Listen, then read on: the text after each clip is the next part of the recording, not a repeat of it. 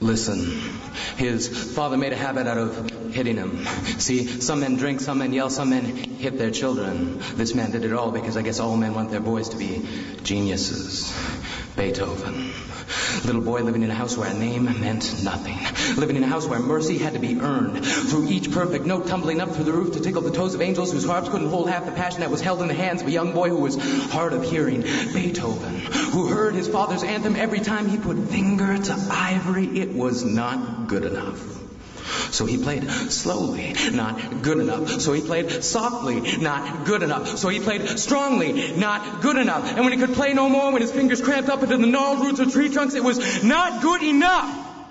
Beethoven, a musician without his most precious tool, his eardrums could no longer pound out rhythms for the symphonies playing in his mind. He couldn't hear the audiences clapping, couldn't hear the people loving him, couldn't hear the women in the front row whispering, Beethoven. As they let the music invade their nervous system like an armada marching through, firing cannonballs, detonating every molecule in their body into explosions of heavenly sensation. Each note leaving track marks over every inch of their body, making them ache for one more hit. He was an addiction. And kings, queens, it didn't matter. The man got down on his knees for no one, but amputated the legs of his piano so he could feel the vibrations through the floor. The man got down on his knees for music. And when the orchestra played his symphonies, it was the echoes of his father's anthem repeating itself like a broken record. It was not good enough. So they played slowly, not good enough. So they played softly, not good enough. So they played strongly, not good enough.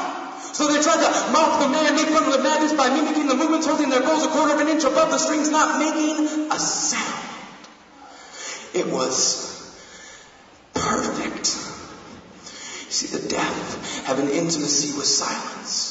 It's there in their dreams. And the musicians turn to one another, not knowing what to make of the man, trying to calculate the distance between madness and genius, realizing that Beethoven's musical measurements could take you to distances reaching past the towers of Babylon, turning solar systems into symbols that crash together, causing comets to collide, creating crescendos that were so loud they shook the constellations until the stars began to fall from the sky, and it looked like the entire universe had begun to cry. Distance must be an illusion. The man must be a genius. Beethoven, his thoughts moving at the speed of sound, transforming emotion into music. And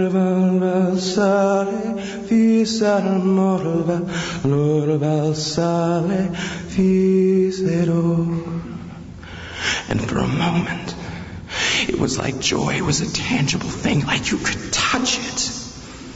Like for the first time we could watch love and hate dance together in a waltz of such precision and beauty that we finally understood.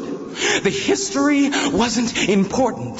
To know the man, all we ever had to do was listen.